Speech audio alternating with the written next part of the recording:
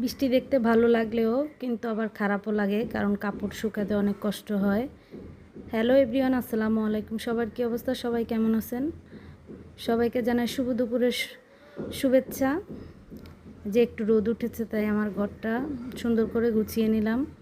খাটের বেডশিটগুলো চেঞ্জ করে নতুন খাটের বেডশিট বিছিয়ে তারপরে চলে আসলাম রান্না করার জন্য। ফ্রিজ থেকে একটা ইলিশ মাছ নামিয়েছি, সেটা কেটে কুটে ধুয়ে পরিষ্কার করে নিয়েছি। দেন তারপরে কচুর ছড়িটা একটু কেটে কুটে পরিষ্কার করে তারপরে আমি ইলিশ মাছ আর বেগুনে লবণ হলুদ মাখিয়ে রেখেছি।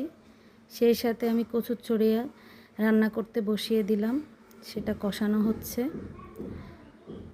এটা রান্না করতে করতে আমি ইলিশ মাছ আর বেগুন ফ্রাইটা করে নিলাম। এটা আমার মেয়ে আর আমার হাজব্যান্ডের অনেক পছন্দের খাবার। আর আমার হাজব্যান্ড তো কচুরছড়ি দিয়ে ইলিশ মাছ বেশি পছন্দ করে, তার জন্য রান্না করে পেলাম। আল্লাহ হাফেজ।